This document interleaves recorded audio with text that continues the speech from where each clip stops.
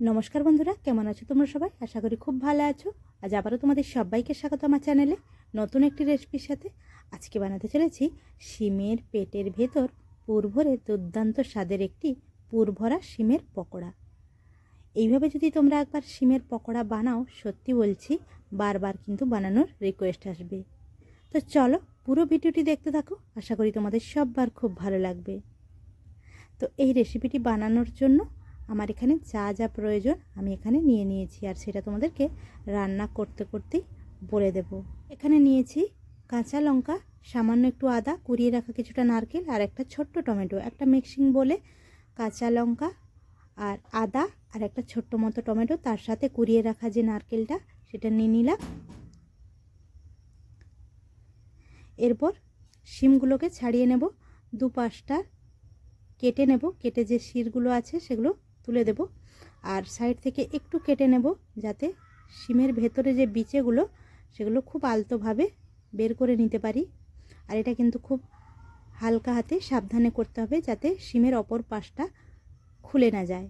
আবারও একটা দেখিয়ে দিচ্ছি, ঠিক এইভাবে সমস্ত শিমের বিচেগুলো বের করে নেব। আর যেগুলো সাইড থেকে এই যে কেটে নিলাম শিমের, এগুলো চাইলে তোমরা এই মিক্সিং বলে ছোটো ছোটো করে কেটে এরই সাথেই পেস্ট করে নিতে পারো অথবা অন্য কোনো রান্নায় দিতে পারো। তো দেখো শিমের বিচেগুলো কিন্তু আমার সবগুলো বার করা হয়ে গেছে, আর এটাকে আমি পেস্ট করে নেব। তো শিমগুলো আমার এইভাবে রেডি করে নিয়েছি।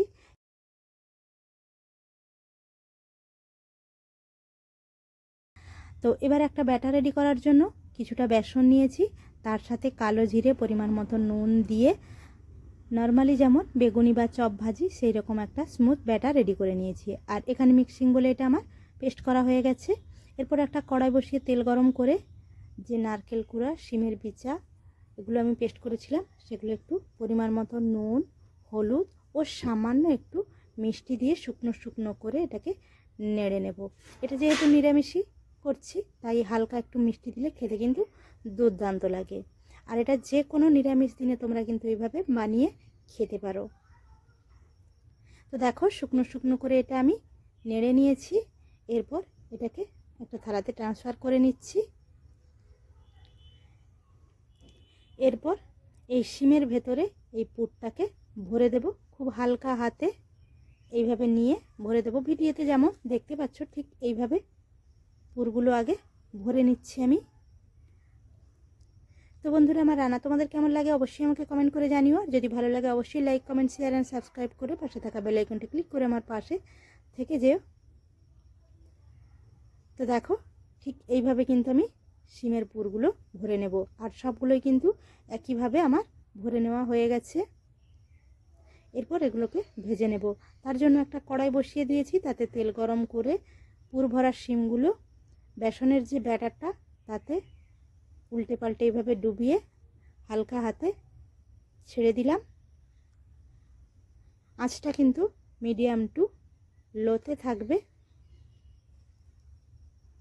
এই শীতকালে কিন্তু প্রচুর পরিমাণে শিম পাওয়া যায়, আর বাড়িতে কিন্তু শিম অনেকেই খেতে পছন্দ করে না। তো যারা পছন্দ করে না এইভাবে তাদেরকে একবার পকোড়া বানিয়ে অবশ্যই দিও। কথা দিচ্ছি তারা কিন্তু শিমের এই পকোড়া আবার খেতে চাইবে। তো দেখো একটা একটা করে আমি ছেড়ে দিয়েছি। এরপর উল্টে পাল্টে এগুলোকে ভেজে তুলে নেব। বিকেলের আড্ডায় চায়ের সাথে অথবা সন্ধেবেলা মুড়ির সাথেও কিন্তু তোমরা দিতে পারো। তো দেখো এগুলো আমার ভাজা হয়ে গেছে, এরপর এগুলোকে তুলে নিচ্ছি। আর ঠিক একইভাবে বাকিগুলোও কিন্তু ভেজে নেব। এরপর একটা প্লেটে তোমাদের সার্ভ করেও দেখাচ্ছি কতটা সুন্দর হয়েছে।